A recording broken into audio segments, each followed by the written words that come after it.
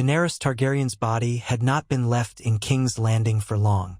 Drogon's anguished roar had split the dawn sky, and the great black dragon bore her away in his claws, vanishing past the horizon. Many wondered where he had gone. North to the icy wastes, east to the Dothraki Sea, or somewhere more secret known only to dragons. The weeks that followed her death were heavy with rumor, and the city had been left unsettled. The fires were out, the scorched ruins still smoldered, but the memory of the Dragon Queen lingered in every ash-laden street. Even as the Iron Throne was melted into a molten ruin and a new order began to form under a new king, there were those who whispered that a power as fierce as Daenerys Targaryen's could not be fully extinguished by a simple blade and a broken heart. Under the clouded sky of an unfamiliar landscape far from King's Landing, Drogon descended upon a wide clearing framed by jagged hills.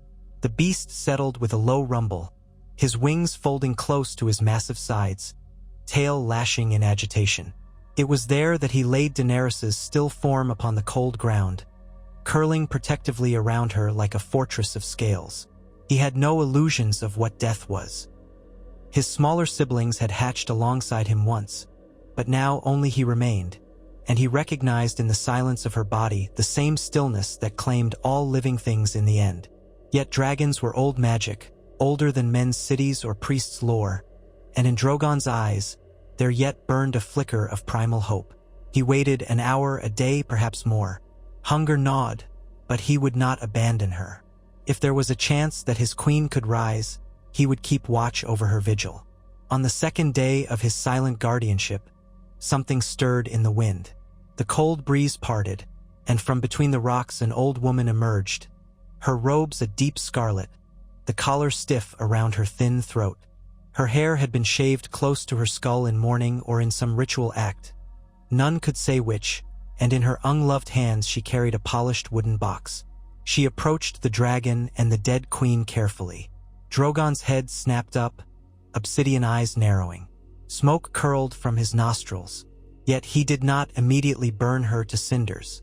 Some sense of unearthly power clung to the woman, an invisible force that both the living beast and the faintest echoes in Daenerys's lifeless flesh could feel.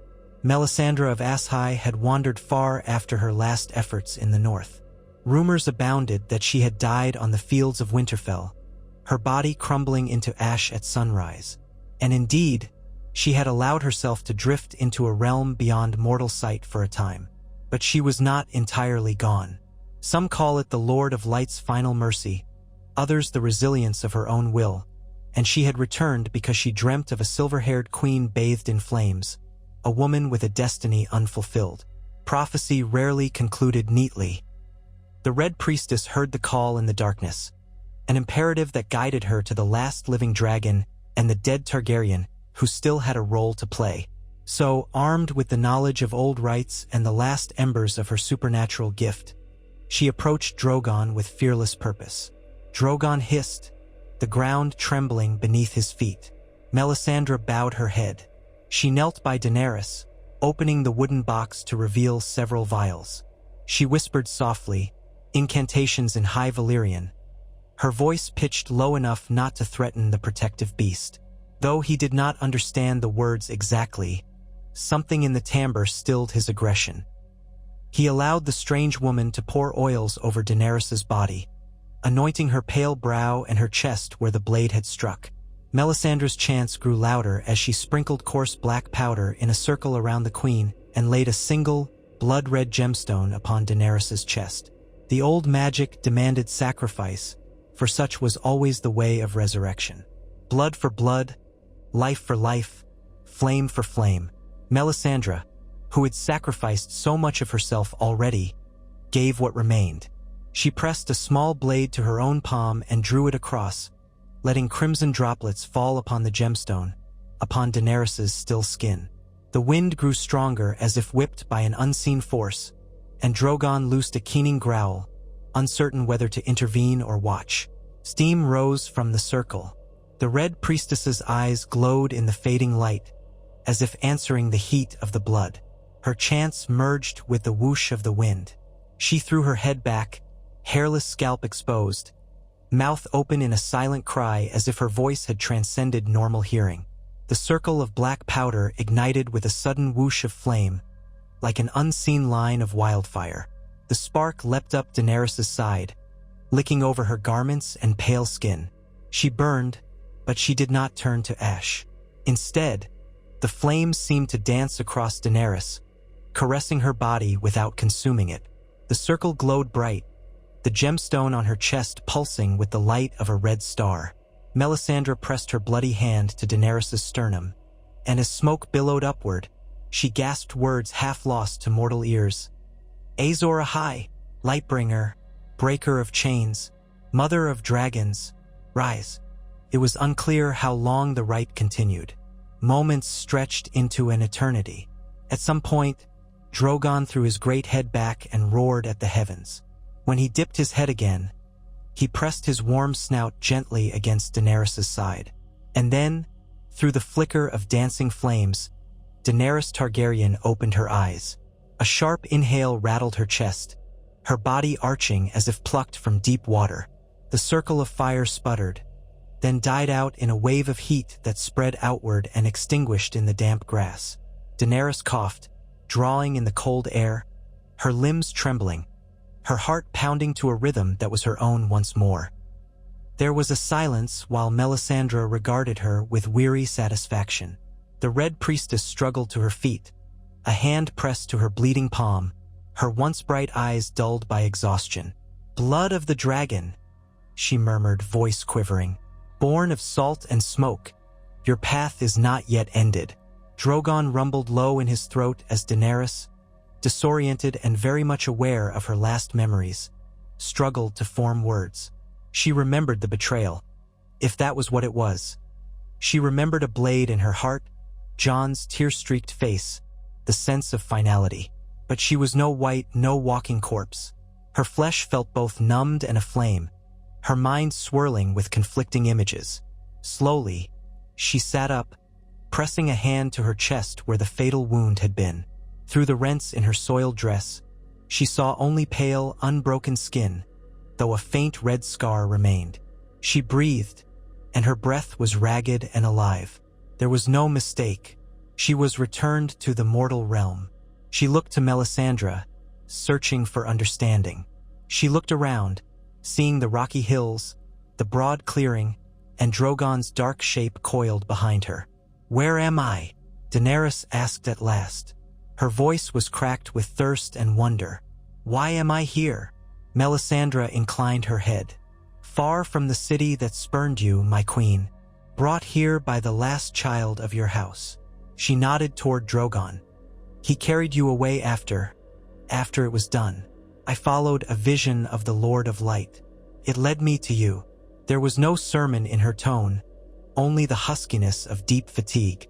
She crouched in front of Daenerys, lips parted as if she would say more, then thought better of it. Daenerys forced herself to her feet, leaning on Drogon's side for support. The dragon made a soft, rumbling sound in the back of his throat, a resonance of recognition, comfort, and protection. She pressed a hand to his scales, feeling the warmth that reminded her of the battles fought, the cities conquered, the children of the sky she had once birthed from fire. "You are real," she whispered to him, tears beginning to burn in her eyes. "I am alive." Melisandre nodded. "Yes, but this gift does not come without cost. Your heart still beats. Your flesh is still mortal. Yet you have passed through the veil once. Something lingers of that in you.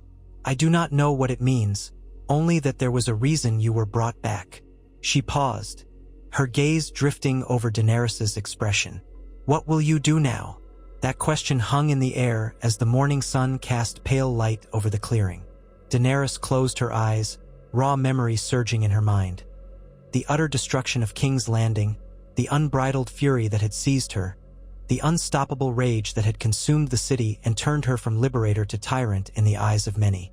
She remembered the hush that fell when she stood in the ruined Red Keep, the taste of victory soiled by the knowledge that so many innocents had died in the chaos. She remembered Tyrion's sorrow, Jon's heartbreak, the allies that turned away from her. She remembered telling herself it had been necessary, that she would build a better world from the ashes. But it was not an argument that soothed her in the quiet hours of the night, or in the space between one breath and the next. She opened her eyes and looked at her resurrected hands.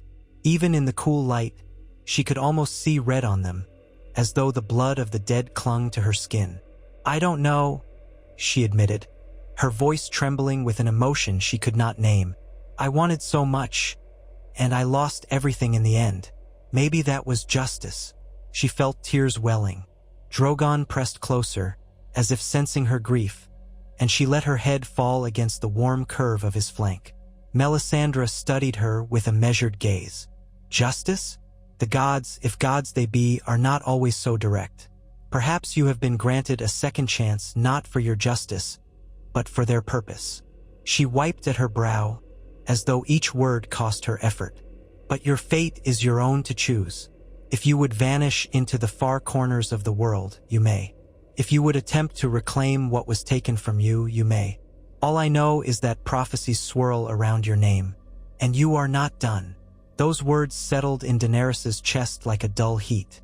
She recalled the visions she had once had in the House of the Undying, the intangible sense that her destiny stretched beyond a single city, beyond a single throne. Now, faced with a second life she had never expected, she wondered if everything that had happened in King's Landing was a monstrous misstep, or a step along a path she had not yet completed. That thought both horrified and intrigued her. She was still the last Targaryen, mother of dragons, and she was alive to face whatever came next. In the days that followed, Daenerys recovered slowly. Her body was frail at first, her limbs weak from the trauma of death and rebirth. Drogon hunted for her, bringing back half-charred deer, and Melisandre used what remained of her healing arts to help Daenerys regain her strength. The Red Priestess herself was uncertain if she would survive much longer. She had stretched her life well beyond its natural span through sorcery, and the resurrection of Daenerys had drained much of her remaining power. Daenerys, guilt mingling with gratitude, tended to the priestess's care. Despite all that had happened, she did not take this gift lightly. It was an uneasy alliance of two women who had both done terrible and wondrous things for what they believed to be the greater good. Time in that lonely clearing was measured in the rise and fall of the sun, in the hunts Drogon ventured, and in the quiet conversations shared around a small fire. Daenerys confessed what she had done in King's Landing, the guilt that weighed on her, the sense of betrayal she felt that none had stood with her in that final moment. But she also felt sorrow for all those she had lost. Yora, Missandei, the allies gone one by one. Each was like a link in the chain she'd been forging her entire life, a chain meant to set the world free, paradoxically. Melisandre listened patiently, occasionally offering a mild piece of counsel. This was not the fiery priestess who urged kings to set their daughters on pyres, or who conjured shadow assassins in the darkness. This was a woman at the end of her own long road, whose faith remained but whose ambition had tempered. Daenerys found in her a quiet presence that did not judge but perhaps understood the burden of destiny. When Daenerys could walk about the clearing with confidence, when she felt the warmth of day on her skin and no longer shivered from lingering weakness, she knew it was time to decide what to do. Melisandre stood waiting in the shade of a rock outcropping as Daenerys approached, Drogon's shadow stretching across the ground behind her. The queen's white gold hair, once meticulously braided, was ragged and unkempt, grown out from death. She had found a moment to wash it in a nearby stream, but she still had none of the finery that once symbolized her power.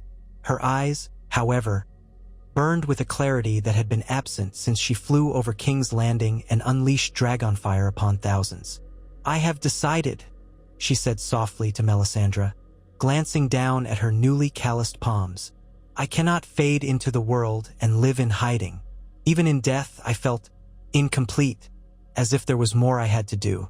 Maybe that is the gods' cruelty, or maybe it is my own madness. But I will not die again without seeing what remains for me in Westeros." Her gaze flicked to the horizon, her body almost trembling with the weight of the next words. "I will return." Melisandre nodded, neither smiling nor frowning. Then the Lord of Light's gift was not in vain. She studied Daenerys' face, as if searching for signs of the madness that had once claimed her in battle. Daenerys looked back steadily, determined but not manic. "But how will you return, my queen? You have a dragon, yes, but you also have your ghosts, and those who remain in power will not greet you kindly." Daenerys pressed her lips together in thought. "I know. The last I remember, the Iron Throne was destroyed. Bran Stark was named king, or so the rumor said among the survivors." She paused, noticing how strange it felt to say that. She, who had shattered the power of many, now had to consider a new king's might. "I cannot simply fly to the Red Keep, what's left of it, and declare myself queen again. I caused too much death." She exhaled, an unsteady breath. "But I cannot let the Targaryen name die in infamy. I will not allow my entire life struggle to be reduced to a cautionary tale." She clenched a fist. "I will atone, but I also cannot surrender who I am." Melisandre's weathered face betrayed a flicker of curiosity. "What is your plan, then, Daenerys of House Targaryen? Will you come to the king on bended knee? Demand a trial? Seek out your old allies, if any remain?"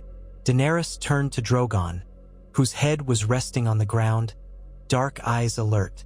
She placed a hand upon his warm snout. "First, I will go to those who might still remember me, though perhaps not favorably. There was once a time I freed entire cities from slavery across the narrow sea. Perhaps I must do so again, not to conquer but to redeem the name I carry. I'll gather a force not to punish Westeros but to show them that I have changed, that the woman who burned King's Landing has been tempered by death itself. And if I must kneel before the new king to spare the realm a war, then I will, but only if that is what truly serves the people. If he sits the throne in peace and justice, so be it. But if not, if the same old corruption and cruelty remain, I will not stand aside." She paused, noticing how Melisandre's expression had shifted slightly at her words. "You do not approve?" "It is not for me to approve," Melisandre answered. "I only fear for what war might do to this land. We have had too many wars, too many fires. But perhaps your return can break a new cycle. I know only that you were chosen for something greater than a single city's ruin." Daenerys's grip on Drogon tightened. "So I must begin in Essos. I know how to speak to the common folk there. Many once hailed me as breaker of chains. Even though I left them to pursue the throne, some may still dream of me. If they see me alive, resurrected, many will call it a miracle.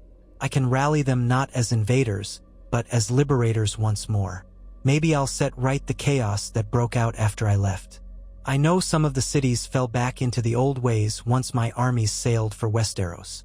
She felt a pang of guilt at the memory of leaving Meereen in the hands of Dario Naharis and a fractured political situation. "I owe them that. I have to right the wrongs I left behind." Melisandre studied her in silence, then inclined her head. "Then go, my queen. The narrow sea is wide, but your dragon's wings are strong. I will follow if I can, or perhaps my duty is done. I have played my role in your return." A gentle hand pressed to Melisandre's forearm. "Come with me," Daenerys said, her tone quietly insistent. "I do not know what else will be required of me in this new life, but I suspect your knowledge of the Lord of Light may be important. I sense something stirring. A second chance is rarely given without reason."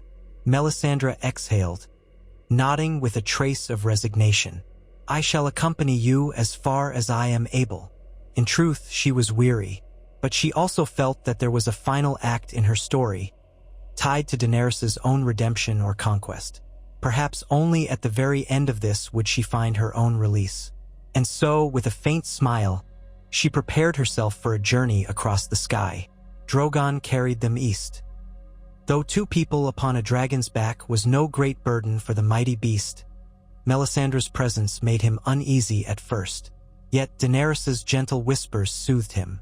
On a crisp morning under a pale yellow sun, they rose from the clearing and soared beyond the jagged hills. The wind roared in Daenerys' ears, her hair streaming behind her. She had flown before, but this time she felt a new sense of awe, as if she were tasting flight for the first time again. Life was precious when reclaimed from the jaws of finality.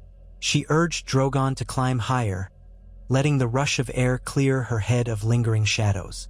They traveled in swift leaps across the sea. Days became nights, nights became days, each sky a tapestry of shifting clouds and lonely stars. They stopped only to rest on remote islands or deserted shorelines where Drogon could hunt and Daenerys could tend to Melisandre. She found that her own strength was returning more each day, as if some deep reservoir of vitality had been awakened. Her mind was alert, her senses sharp, but she did not hunger for destruction. Rather, she felt that old drive, to break the wheel, to free the oppressed. Yet it was tempered now by the memory of what mass bloodshed truly looked like. She recalled the charred remains of children, the tearful pleas of survivors. Never again, she thought. I will never again lose myself to a wrath that blinds me to innocent lives. When they finally neared the eastern coast, the sprawling city of Volantis came into view, a haze of heat and dust floating above it. The long bridge stretched across the river, teeming with commerce. Temples to R'hllor lined the canals, their flames flickering even in the bright day. It was not the city Daenerys had once claimed, but it was a place where the Red Temple's influence was paramount. Landing on a dusty outskirts road caused immediate panic among travelers, but Daenerys quickly calmed them by dismounting and speaking in High Valyrian, urging them to come to no harm. Drogon perched like a vast living fortress behind her, watchful but not attacking. The people stared wide-eyed, fear warring with curiosity in their expressions. Melisandre, leaning on a walking stick that Daenerys had fashioned for her, stepped forward. She addressed a group of Volantene guards who approached with swords drawn. Though the Red Priestess's hair was gone, her scarlet robes and the red gemstone glimmering at her throat commanded a degree of recognition. Her eyes burned with quiet authority. She proclaimed that Daenerys Stormborn had returned from beyond death with the blessing of the Lord of Light, a miracle signifying a new dawn. That claim drew gasps. Daenerys could see some recoil in alarm, but others fell to their knees, muttering prayers or exclamations of shock. It seemed the priests of R'hllor had told tales of this Targaryen queen before. A local red priest named Benero, rumored to be influential in Volantis, soon arrived. He recognized Melisandre immediately, hailing her as a sister returned. His gaze flickered from the priestess to Daenerys, and he murmured a trembling greeting, addressing Daenerys as if she were a living vessel of the divine. Daenerys felt uneasy with such reverence, recalling the mistakes that come when one is considered a god. She quickly set them straight. She was no goddess, merely a mortal woman brought back for reasons she could not entirely fathom.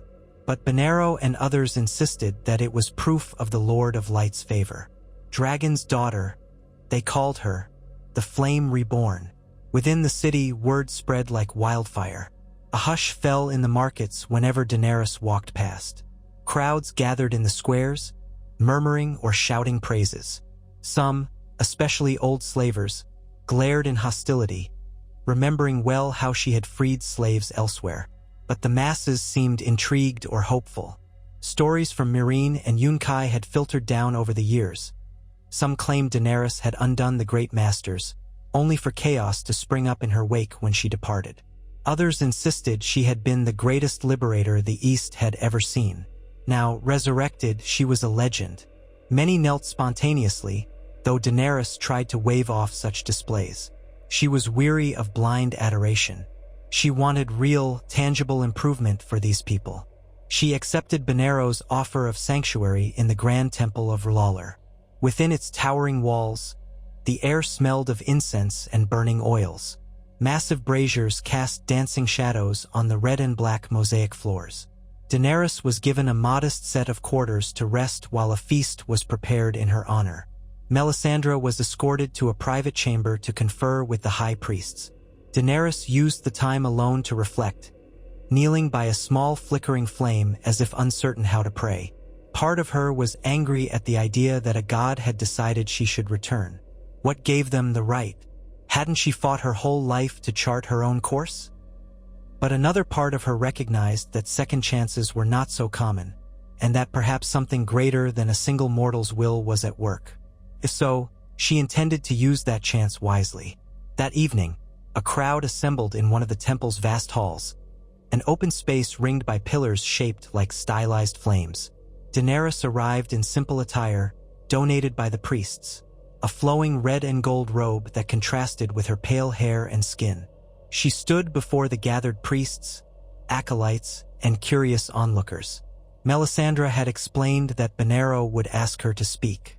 A quiet tension simmered in her stomach. She had given countless speeches before, rallying armies, persuading freedmen to follow her. But this was different. She was not the triumphant conqueror. She was the woman who had died in her final victory. Now resurrected, she spoke as someone who must earn a new measure of trust. Benerro signaled, and the audience quieted. People of Volantis, you know the tales of Daenerys Stormborn, mother of dragons, breaker of chains.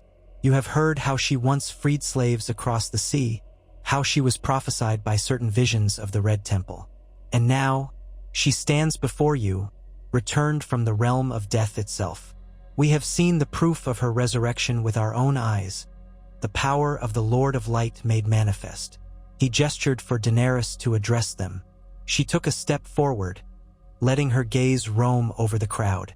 Torches along the walls illuminated their faces, some wide-eyed, some skeptical. Her heartbeat thrummed in her ears. At length, she spoke, voice steady but quiet. I am Daenerys Targaryen, yes, but I am not the same woman I was before. I have come back from death, and I come before you not to demand you bow or obey, but to ask you listen.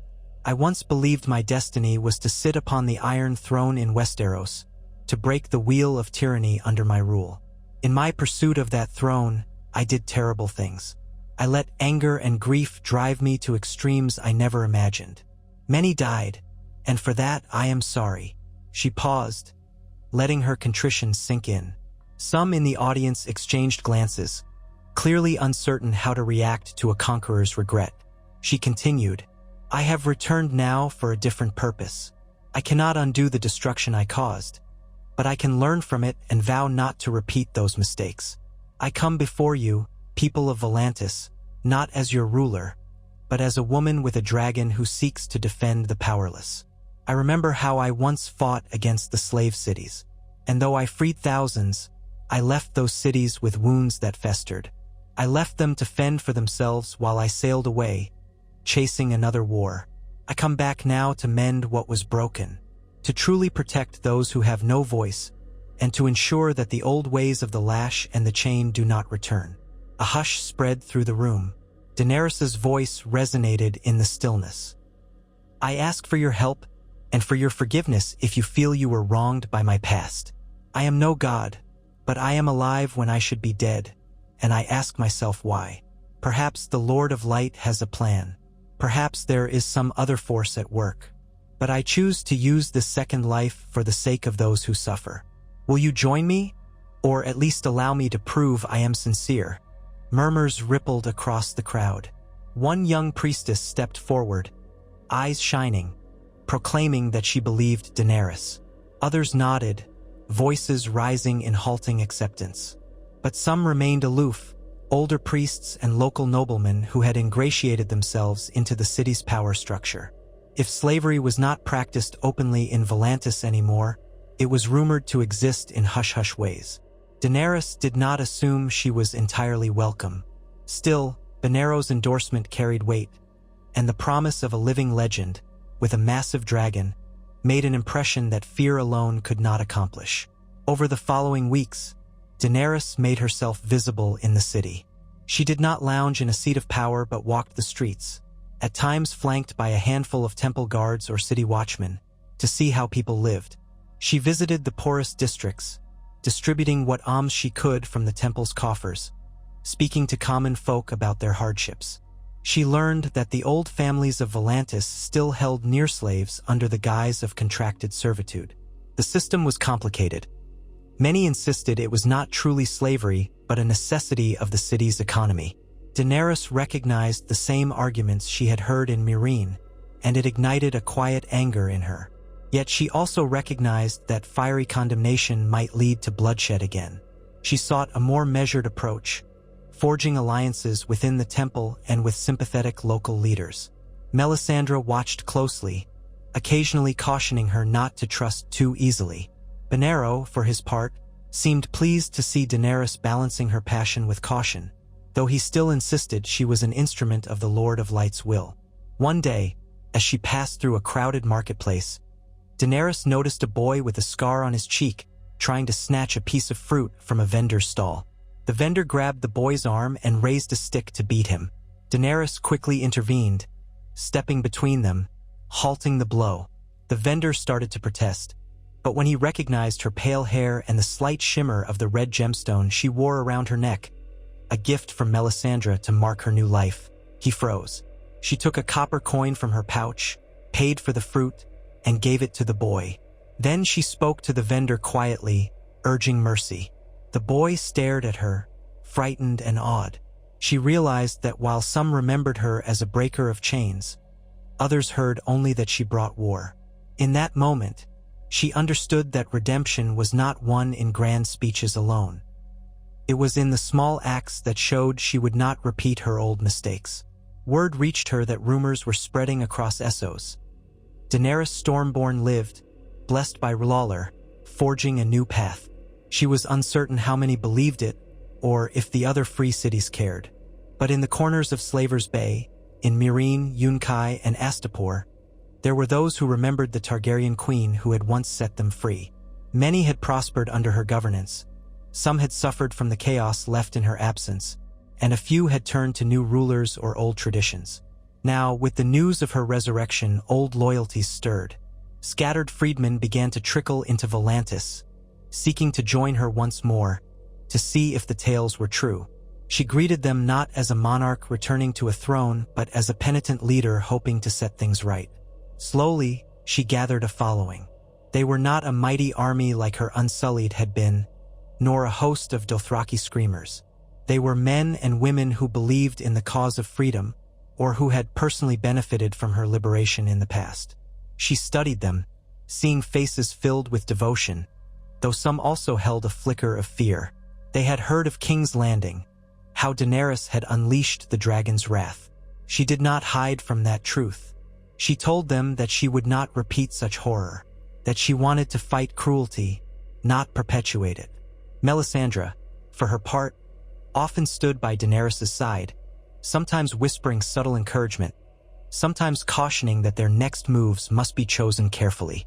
The priests of the Red Temple lent their spiritual support, and many among the poorer classes viewed Daenerys as a symbol of hope once more.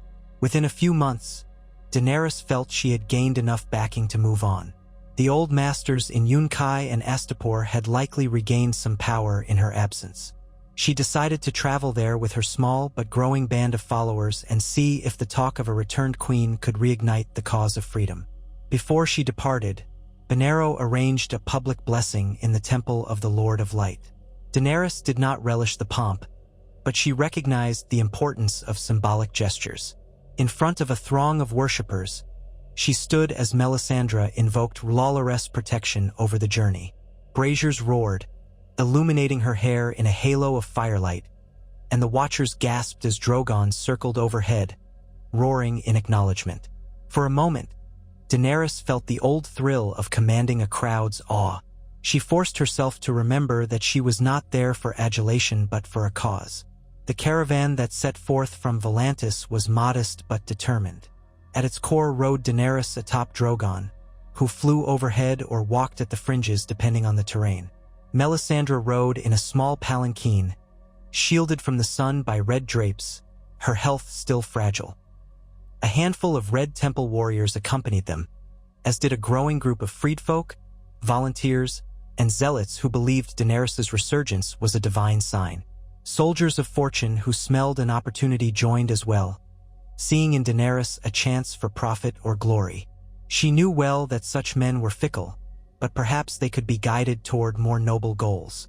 Through dusty roads, across winding trade routes, they marched, with Daenerys always at the forefront, determined and watchful. As they neared Yunkai, they found signs of oppression reasserting itself. Caravans of newly captured slaves were being moved discreetly across the roads at night. The city itself had for years minted wealth on the backs of forced labor, despite Daenerys's earlier emancipation.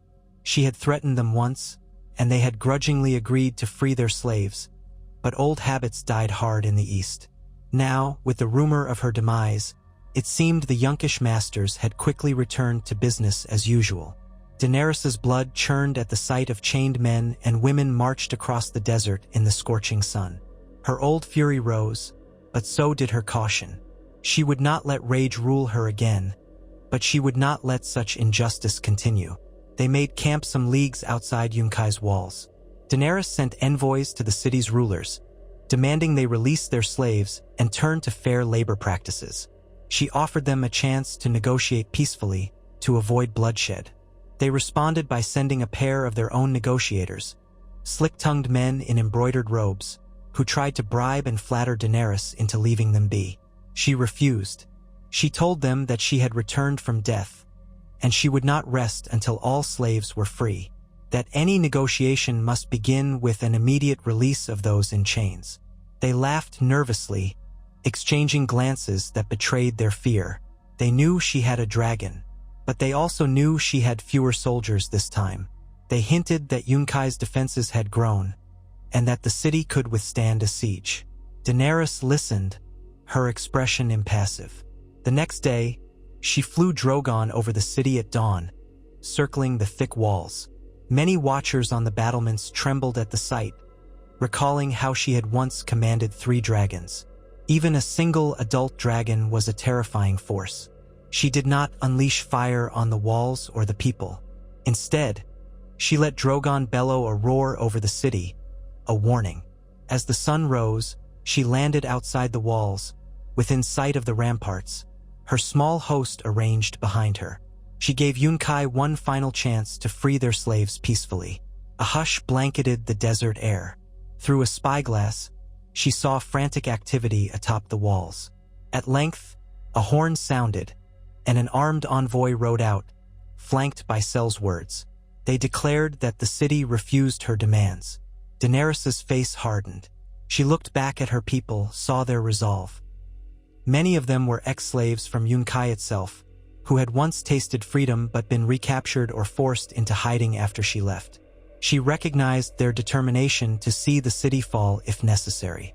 She thought of King's Landing then, of how she had soared overhead and rained dragonfire. She would not do that again. Yet she could not let the city remain a slave market.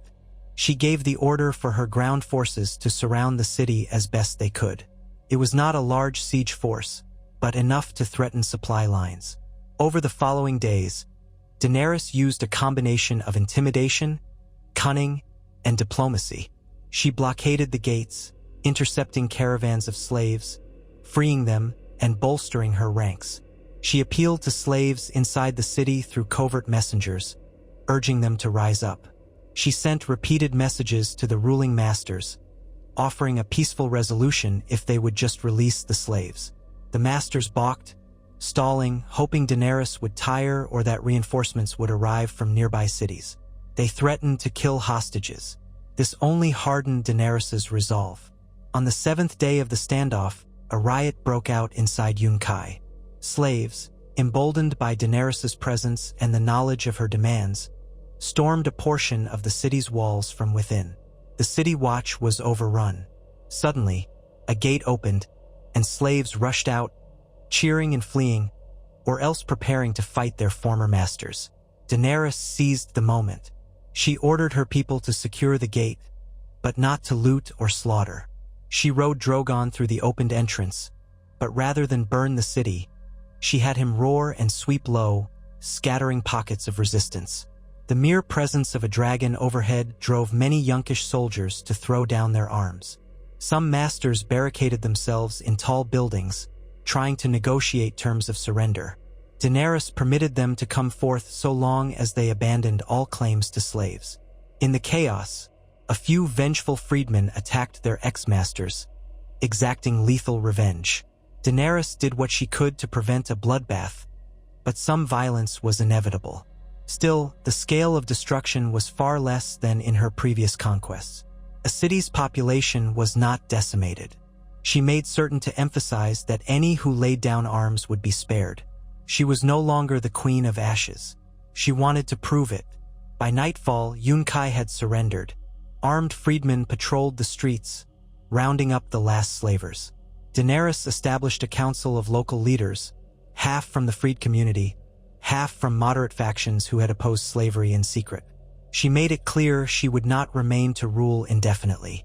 She was there to ensure the city's transition to a stable, slave-free society. Lessons from Meereen guided her. She insisted that just punishment should be served to those who clung to the barbaric practice of slavery, but not indiscriminate executions. The greatest cruelty she had learned was cyclical violence. If the city was to stand free and stable, it needed a new structure that did not rely on terror. There was anger among the freedmen, some of whom demanded retribution. Daenerys understood their rage. She allowed tribunals to pass sentences on the worst offenders, but she urged restraint and fairness. It was a delicate balance, but it was the only way she knew to break the cycle of endless vengeance. Over the next weeks, Daenerys oversaw the uneasy transformation. She visited areas ravaged by the fighting, personally aiding the wounded in makeshift infirmaries. She listened to the freedmen's stories of abuse, letting them speak their pain. Once, she might have answered all that pain with dragonfire and crucifixions. Now she tried to heal it. Some saw this as weakness. Others saw it as wisdom.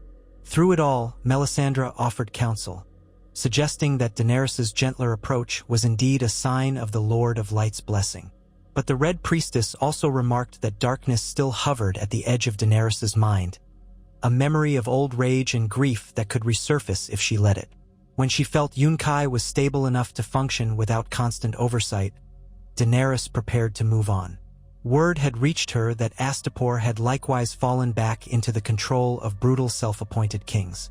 She gathered volunteers willing to accompany her, leaving behind a council and some of her supporters to maintain order in Yunkai. She realized she was forging a new approach to conquest, using her power to free people but then encouraging them to govern themselves responsibly with moderate oversight. She was no puppet master. She sought not a massive empire but a chain of free cities that might stand as a bulwark against the old ways. It was an experiment. She hoped it would succeed where her earlier attempt had failed. Astapor's liberation was swifter, the local tyrant having fewer defenses. Hearing of Yunkai's fall, some of the city's old masters fled in panic. The city nearly tore itself apart in the power vacuum. Daenerys arrived as a stabilizing force. Drogon circled overhead, once again providing a potent symbol. Freedmen flocked to her side. Sellsword companies deserted the tyrant's cause. The city's fortress fell with minimal bloodshed. Again, Daenerys established a council and left behind part of her force to ensure peace. Step by step, she was forging a belt of free territories, not as an empress, but as a revered and sometimes feared protector. Then came Meereen, the city that had once been her capital, the place she had ruled before sailing to Westeros. She had memories of triumph and heartbreak there. The fighting pits, the sons of the Harpy, the uneasy alliances. Dario Naharis had been left in charge, but he had lacked the authority and the broader strategy to keep the city free of turmoil. Rumor said that several factions had battled for control since. Some supported Daenerys' old reforms, while others wanted a return to tradition. Dario had eventually been overthrown, exiled, or perhaps even killed. No one was certain. As Daenerys approached, she felt a knot of tension in her chest. This city had once been her greatest test, and she had left it behind to chase what she believed was her destiny in Westeros. Perhaps this was where her redemption would face its strongest reckoning. She camped outside the city walls, sending word that Daenerys Stormborn had returned and demanded a parley with whoever claimed authority inside. At first, there was no response, as if the city's factions did not believe or could not agree on how to address her. Several days passed with no official word, only frightened refugees slipping out in the night, whispering that warlords and old slaver families were locked in stalemate. Finally, a delegation emerged. A group of men and women in worn finery, flanked by scowling guards. They approached Daenerys' camp uncertainly. The air was tense, dusty with the desert wind.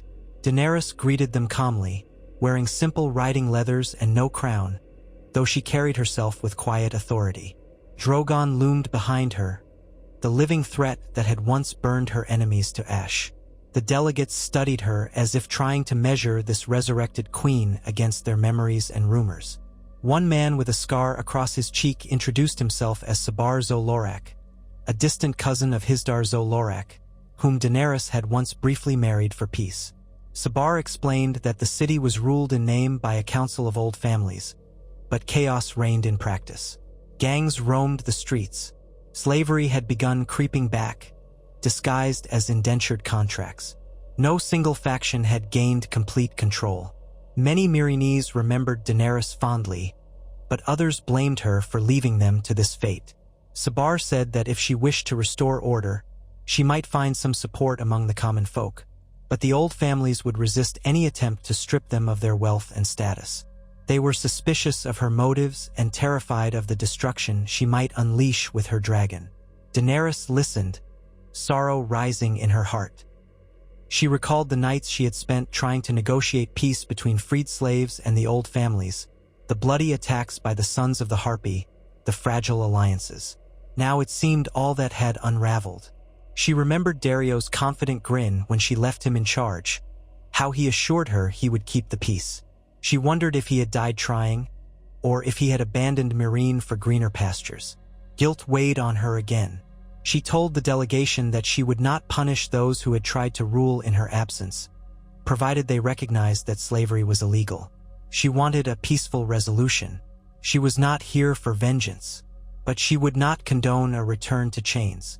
The delegates eyed Drogon nervously, some bowing and scraping, others pressing for more details. Daenerys maintained that she would enter Meereen in peace if the city welcomed her, but if they barred her, she would force her way in. She did not want a battle, but she would not shy from it. Negotiations dragged out over the next several days. Daenerys used the time to speak directly with refugees and travelers in and out of Meereen's gates, gleaning a clearer picture of the chaos within. Finally, unrest in the city boiled over. One night, a group of freed slaves within the walls staged an uprising, calling Daenerys' name, chanting that she had returned from the dead to restore true freedom. City guards loyal to the old families tried to crush the revolt, and fighting spread through several districts. By dawn, a portion of the walls was held by the rebels, who signaled Daenerys to come. Fearing a repeat of the devastation she had caused in the past, Daenerys resolved to move carefully, but move she did. She led her followers forward, converging on the city's gate.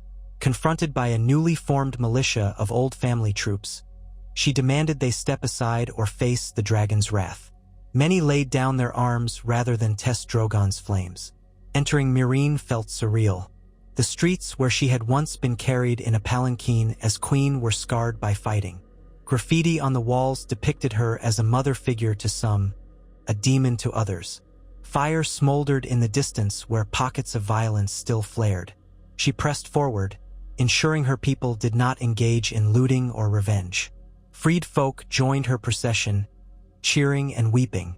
Some flung themselves at her feet, calling her Mysa, mother, queen, savior. Once, she had reveled in such adoration. Now she felt its weight. What if she failed them again? She met with representatives of the council that had been trying to govern Meereen. They were harried and uncertain.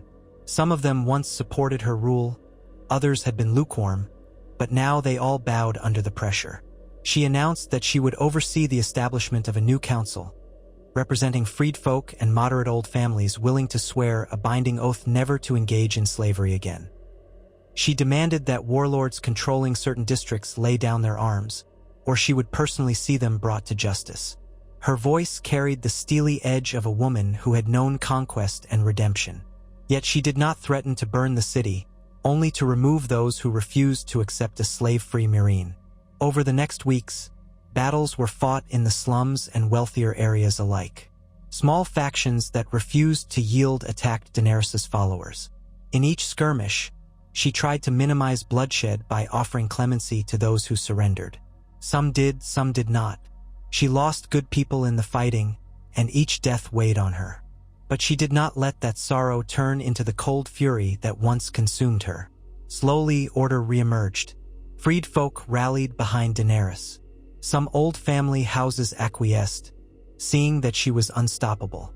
A smaller group attempted to assassinate her, but Drogon's heightened senses alerted Daenerys in time for her to avoid the trap. It was a grueling process, but finally, Meereen was wrested from chaos. Daenerys stood in the Grand Pyramid once more, though she refused to claim the lofty throne at its summit. Instead, she convened daily meetings in a spacious hall where newly appointed council members debated how to rebuild. She insisted that economic growth must not rely on enslaved labor. She urged them to establish fair trade routes with Yunkai and Astapor, now also slave-free under allied councils. Representatives from those cities arrived, forging the beginnings of a confederation of free states in Slavers Bay. No longer named Slavers Bay, but Freedmen's Bay, a symbolic gesture of unity. Daenerys did not claim to be queen of these states, but each recognized her as their protector and guide. Drogon remained a reminder of her power, though she was far more reluctant to unleash his flame than before. In time, Daenerys began to ponder Westeros again. While she mended the societies she had once freed, she also learned from incoming travelers that King Bran Stark ruled from King's Landing, presiding over a kingdom seeking to heal from the devastations of war. Sansa Stark was queen in the north, the Iron Islands maintained a degree of autonomy, and the Seven Kingdoms were no longer truly seven in number. Reports suggested that peace was tenuous but holding. Few in Westeros knew that Daenerys had returned, though rumors might have slipped across the sea by now. She wondered how Jon Snow lived with himself, after plunging a knife into her heart. She wondered if Tyrion Lannister still served as hand. Anger flickered in her chest, but she tried to quell it. The brand of betrayal still stung, but she recognized that her actions in King's Landing had left them little choice. She had been out of control, though she refused to believe that killing her had been the only option. Yet she was alive, and that changed everything. Melisandre, ever watchful, encouraged her to consider the next steps carefully. "You have built something remarkable here," the priestess observed one evening while the two stood on a balcony overlooking Meereen. "These free cities, united. It may be the start of a true break in the cycle. Are you content to remain and guard this land from the slavers? Or is your destiny to return to Westeros and see the prophecy to its end?" Daenerys stared into the night sky. The memory of the Iron Throne, melted into slag, flickered across her mind's eye. "I cannot ignore Westeros," she said softly. "I am Targaryen by blood. I still believe my family's legacy is tied to that land. But I will not arrive as an invader bent on conquest this time, not unless the people cry out for a change. If King Bran is if the realm thrives under him, I have no wish to soak it in blood again. I might go there simply to face my past, to show them that I live, that I have changed. Perhaps I owe it to them, and to myself." Melisandre's faint smile caught the moonlight. "There is wisdom in that, but prepare yourself for how they may react. Some will hate and fear you for what you did. Others may see you as an omen. You have supporters still, perhaps scattered or silent, but once they know you live, you may find yourself pulled into war again, whether you will it or not." Daenerys nodded. She was no stranger to the unwelcome demands of power. "Then I must be ready. I will not become a butcher, but I will not allow anyone to butcher me or my people either." For another year, she worked tirelessly in the east. Freedmen's Bay became a stable confederation of 3 city-states, Yunkai, Astapor, and Meereen, cooperating under newly formed councils, each city forging agreements to prevent the return of slavery. Daenerys advised them, stepping in when unscrupulous factions tried to resurface. She coordinated with the Red Temple, who provided some moral authority against slavery, framing it as a blasphemy against Lawler. Though Daenerys did not wish to impose a theocracy, the Red Temple's influence helped keep the slaver aristocracy at bay. Other nearby cities took note. Some reduced their involvement in the slave trade to avoid provoking Daenerys. Her name carried weight again, but this time less as a conquering warlord and more as a liberator who actually tried to maintain the peace. Finally, satisfied that Freedman's Bay was strong enough to stand on its own, Daenerys prepared to sail back to Westeros. She had decided it was time. She had some measure of peace in her soul for what she had accomplished in the East, but she knew the ghosts of her past in Westeros would never rest unless she faced them. Her supporters were divided on the decision. Many believed she should remain, that her presence was needed to keep the new confederation stable. Others insisted that her rightful throne was in Westeros, that her people in Freedman's Bay would flourish, but she must claim the destiny for which she was apparently resurrected. Daenerys's mind was made up, though. She would cross the narrow sea once more, not with a massive army but with a carefully chosen retinue. A detachment of loyal soldiers, freedmen who volunteered, and some Red Temple priests. Drogon, of course, would bear her above the waves. A small fleet of ships would carry the rest. As she stood on the Meereenese docks, the wind from the ocean whipping her silver-gold hair, she gazed at the horizon. She remembered standing at a similar vantage years before, about to sail west with her armies, full of fire and ambition. This time, her heart was steadier. She was older in spirit, even if only a few years had passed. She had tasted ultimate victory and ultimate defeat, soared to the heights of power only to die and be reborn. She was no longer the same Daenerys Targaryen, but she was still the blood of the dragon, and the dragon was not meant to be caged forever. Melisandre stood beside her, still frail but upright, the red gemstone at her throat pulsing faintly.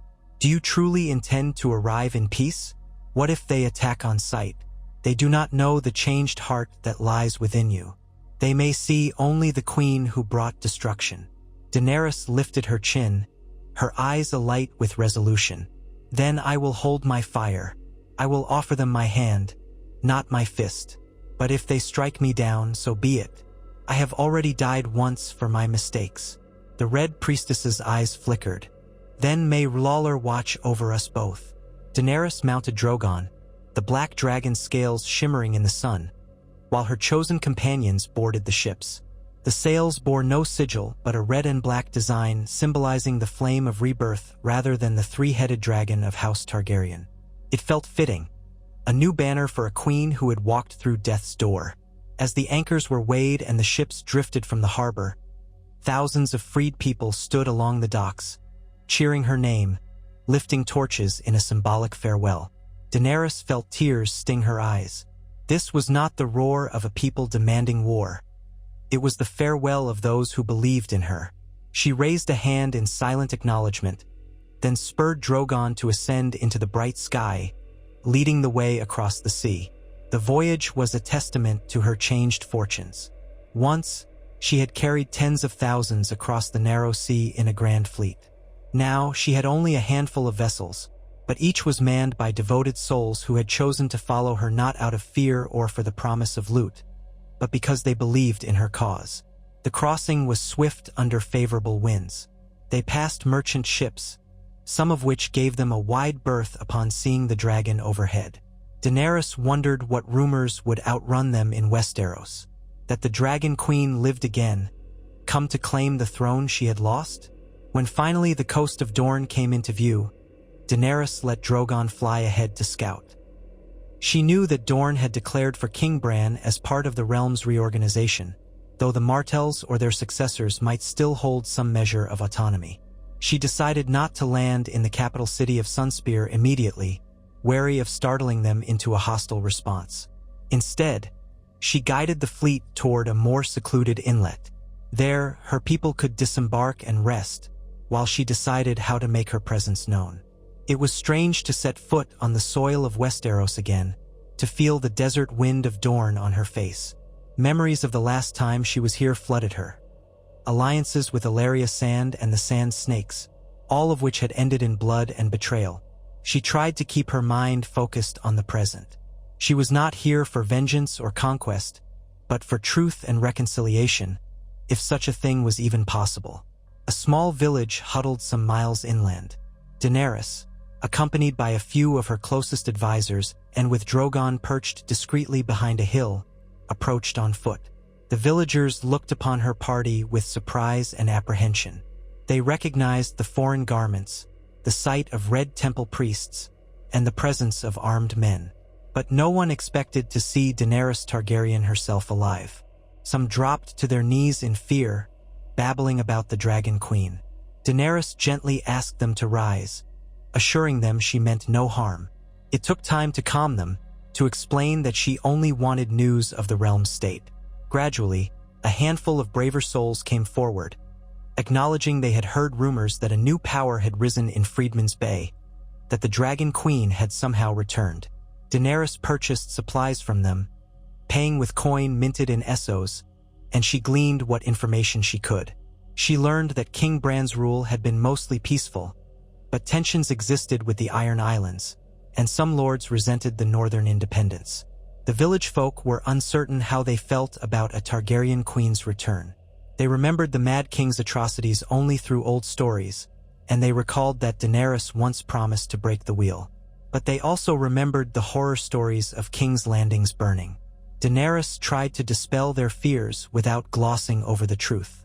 She admitted she had made mistakes. She hoped that might inspire some measure of trust. Over the next days, Daenerys sent riders bearing messages to Sunspear and other major seats in Dorne, announcing her peaceful arrival. She wished to meet with any southern lords who were willing to hear her. Her letters explained that she was not claiming the throne or seeking war, but returning to Westeros to atone and to determine how she might help the realm. She signed each missive simply as Daenerys Stormborn, called the Breaker of Chains. The responses were cautious. Some southern lords refused to meet her, perhaps fearing condemnation from King Bran if they showed hospitality to the dethroned queen. Others expressed curiosity, offering to speak under safe conduct. Finally, a representative from House Martell, a distant cousin of the old line, who had emerged after the Sand Snake's downfall, invited her to Sunspear under a banner of truce. Daenerys accepted. She left the bulk of her followers camped at the inlet, taking only a small retinue. Drogon flew overhead, a silent guardian. The approach to Sunspear was tense. Dornish archers lined the walls, watchful. The gates opened just enough to admit Daenerys and her companions. She rode in, wearing simple attire, no crown, no great display of finery. She saw the wariness in the guards' eyes, but also a flicker of awe at the black dragon circling above. Inside the castle's courtyard, the Prince of Dorne awaited her, flanked by advisors. He was a man with olive skin and a somber mien, perhaps in his 40s, introduced as Lord Corran Martell. He greeted Daenerys with measured politeness, calling her Your Grace, but she noticed the tension in his shoulders. She inclined her head respectfully. My lord, thank you for agreeing to meet. I know my presence here may be unsettling. He studied her, as if trying to parse the woman behind the legend. You understand if I have concerns. The realm still speaks of what happened in King's Landing. The ashes remain. Yet here you stand, alive, rumored to have come back from the grave. What is it you want, truly? She spoke frankly. I do not come to raise an army against King Bran. I come to see if this realm is as peaceful and just as I hoped it would be. If it is, then perhaps my work is done. If there is suffering that cries out for justice, then I will do what I can without unleashing another war. Believe me or not, that is my truth. Lord Corran nodded slowly. And if the realm's lords refuse to accept your presence? If they view you as a threat, will you mount Drogon and burn them? The old Daenerys might have bristled in anger. Now she only let out a breath. No, I have learned that fire and blood do not sow lasting peace. But neither will I be led to a slaughter. If they attempt to kill me or enslave my followers, I will defend myself. I cannot deny who I am, a Targaryen with a dragon. But I have not come to conquer. I have come to find redemption. A hush fell in the courtyard. Some of the Dornish onlookers exchanged glances, possibly recalling how their region had historically resisted Targaryen conquest for ages. One older knight stepped forward, brow furrowed. And what of King Bran?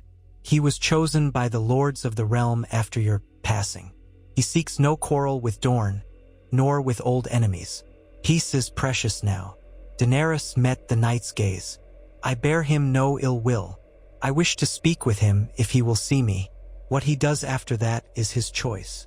Lord Corran rubbed his chin, glancing at his advisors. Very well. You will find no hospitality denied here in Dorne, so long as you keep your word of peace. He paused, then added, I will send word to King's Landing that you have arrived, if you wish. She gave a small nod of gratitude. I do. Thank you, my lord. Thus began Daenerys's cautious re-entry into Westeros. She spent several days in Sunspear as the Martells drafted messages to King Bran and other major houses. Word traveled slowly, but soon ravens carried the tidings across the land. Daenerys Targaryen lived, reborn through Red Priestess sorcery, now in Dorne seeking peaceful discourse. Some dismissed it as an outlandish tale or a ploy by Targaryen loyalists. Others believed it at once, for the presence of a dragon overhead was hard to deny. Reactions varied. Fear, disbelief, anger, curiosity. Weeks passed. Daenerys used the time to learn more of Westeros's current state. Dorne had largely rebuilt from the last war, forging a pragmatic alliance with King Bran's court, though it retained certain privileges of near independence. The Reach, now under a new Tyrell cousin, had flourished in the relative peace, providing bountiful harvests. The Stormlands were still under Gendry Baratheon, legitimized by royal decree. The North was a separate kingdom under Sansa Stark, but on amicable terms with the South. Ironborn raids were a sporadic nuisance. In King's Landing, Tyrion Lannister still served as hand, and the realm's administration focused on reconstruction and reconciliation. Eventually, an official raven arrived from King's Landing, sealed with the three-eyed raven sigil representing Bran's rule. The letter was brief but polite. King Bran invited Daenerys to come to the capital and speak before the assembled council. It was neither a warm welcome nor a threat. She sensed caution in the measured tone. But it was an opening. She accepted. Her heart fluttered at the prospect of returning to the place of her greatest triumph and downfall. But she would not turn back now. Setting forth from Sunspear, Daenerys led her small retinue northward. She flew Drogon for much of the journey, though she occasionally landed to camp with her followers. Local lords warily watched her passage, but none opposed her openly. She avoided traveling through towns or villages where her presence might spark panic. She sensed that the final confrontation of her rebirth lay in King's Landing, among those who had once seen her unleashed fury. When at last the city came into view, Daenerys's chest tightened. Even from the air, she could see the scars still healing. Parts of the city had been rebuilt, new stone shining alongside the old. The Red Keep stood partially reconstructed, though the highest towers bore fresh masonry. The streets bustled with life again, yet the memory of that fateful day lingered like a specter. As she circled overhead, she glimpsed the broad courtyard where the throne once stood in the great hall. She felt Drogon's heartbeat beneath her, steady and warm, and inhaled deeply. She was not the same woman who had burned the city to force her claim. She would not repeat her mistakes. She guided Drogon to land outside the city gates, where a detachment of gold cloaks and knights awaited. At their head stood Ser Brienne of Tarth, Lord Commander of the Kingsguard, clad in gleaming armor. The tall knight regarded Daenerys with a steady, unreadable expression. With her were several other white-cloaked knights and a small retinue of city watch. They formed a cautious escort. Daenerys dismounted Drogon, who settled with a low rumble, scanning the soldiers with narrow eyes. He could have turned them all to ash in a moment, but Daenerys made no such move. She simply laid a hand on Drogon's flank and assured him softly. Then she turned to Ser Brienne, her posture poised. "Welcome back to King's Landing, Your Grace," Brienne said, her tone formal but with no warmth. "By order of King Bran, I am to escort you to the Red Keep for your audience. We ask that your companion remain outside the city walls. For safety." Daenerys inclined her head, acknowledging the request. "Of course, Drogon will wait here. He has no quarrel with anyone unless threatened." She stroked his scales, murmuring reassurance. He let out a short grunt, his wings rustling in agitation, but he did not appear eager to attack. She turned back to the Kingsguard. "Lead on, Ser Brienne." And so, beneath the watchful eyes of the city, Daenerys Targaryen passed once more through the gates of King's Landing, the place she had conquered in a blaze of destruction, the place where she had died.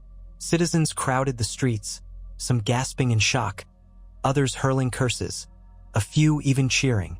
Word had spread quickly of her arrival.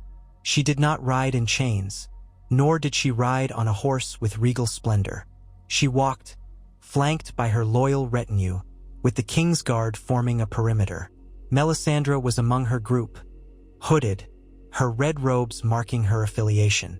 Some recognized the Red Priestess, recalling her involvement in various royal intrigues years prior. Murmurs and uneasy glances abounded. The city had changed since Daenerys last saw it. Buildings repaired, new structures erected, rubble cleared. Yet echoes of the past remained. She felt them with every step on the cobblestones, picturing the men, women, and children who had perished. Guilt churned in her gut, but she steeled herself and continued. At last, they arrived at the Red Keep gates, partially rebuilt but still recognizable. Inside, the corridors were familiar, though some walls were replaced with fresh stone. Tapestries hung in place of rubble. She was led to the throne room, where the Iron Throne once stood but had been melted to slag. In its place was a simpler seat of carved weirwood and stone, a throne built in the early days of King Bran's reign to symbolize a break from the old cycle of bloodshed. Daenerys eyed it with quiet curiosity. Gathered before the throne stood the assembled court. King Bran the Broken, robed in dark fabric embroidered with subtle designs of ravens and leaves, sat upon the seat. His gaze, distant and all-seeing, settled on Daenerys as she entered. Tyrion Lannister stood at his side, wearing the pin of the hand, lines of care etched into his face.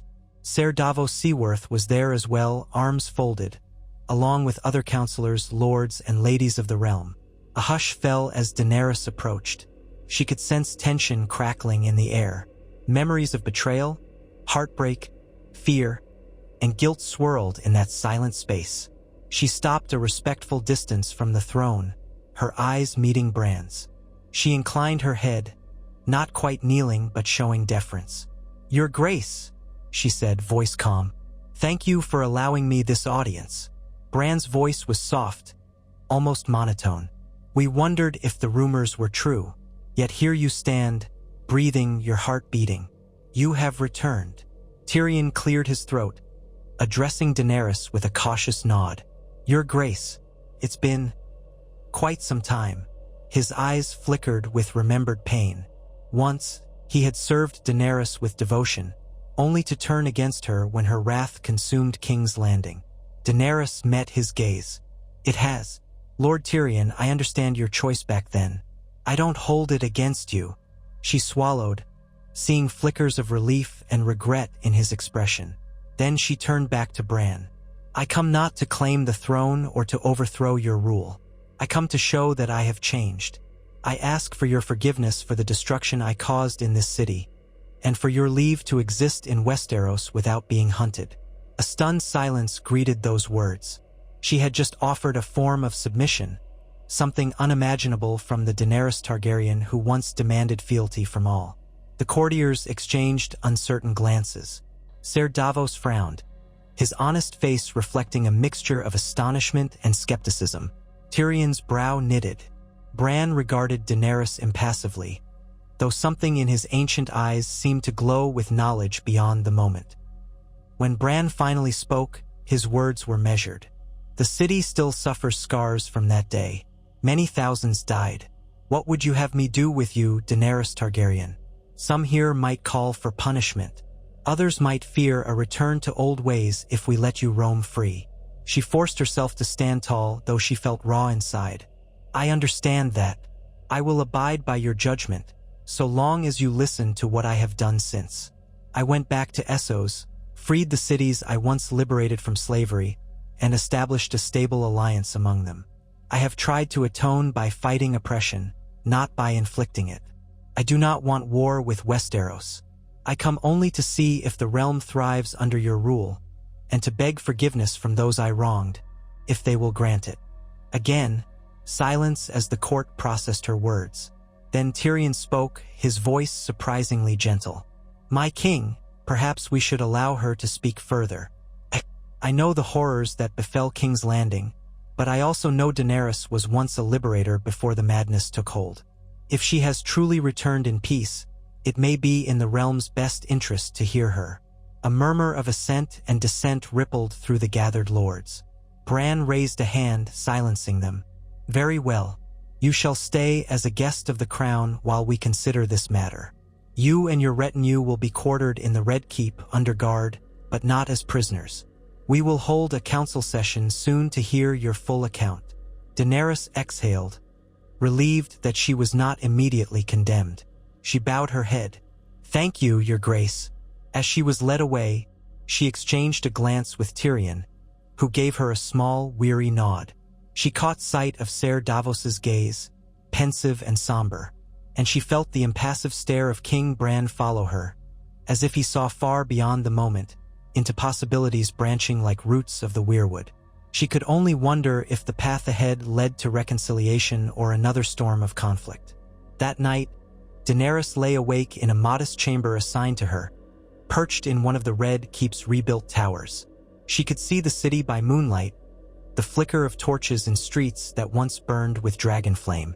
The weight of memory pressed down upon her. She recalled her madness, the wild grief that spurred her to destroy everything in her path. And yet, she was here again, not in chains but at the threshold of a new future, however uncertain. She thought of the people of Freedman's Bay, how they had trusted her to do better this time. She thought of Drogon, roosting outside the walls, waiting for her. She thought of Jon Snow, the taste of his kiss mingled with the bite of betrayal. She wondered if he was still at the wall or wandering the northern lands. A strange ache formed in her chest. Tomorrow would bring the next step in her redemption or her downfall. She closed her eyes, recalling the words she had spoken in Volantis and Yunkai. No more innocent blood. She had fought so hard to free the enslaved in Essos. Now, she wanted to free Westeros from the shadow of fear she had cast upon it. She would do whatever it took to break that chain, even if it meant kneeling. Sometimes, she wondered if the Targaryen motto should be changed from fire and blood to fire, blood, and forgiveness. But that, she thought with a faint, sad smile, might be too long for a banner. Morning would come soon, and with it, the council session and her chance to plead her case. She breathed slowly, willing herself to find calm. Whatever happened in the throne room would set the course of her renewed life. Either Westeros would grant her a place, however small, or cast her out, or kill her. Yet despite the dread, she felt a spark of hope. She had been dead once, and she had returned. In that second life, she had already done much good in the East. Now, perhaps she could do good in the West to balance the scales of fate. As she drifted into a restless sleep, she murmured a silent vow. "I am Daenerys Stormborn, and I will not let the darkness consume me again." And in the quiet darkness of the Red Keep, the wind carried the promise of a new dawn, waiting to break over the horizon.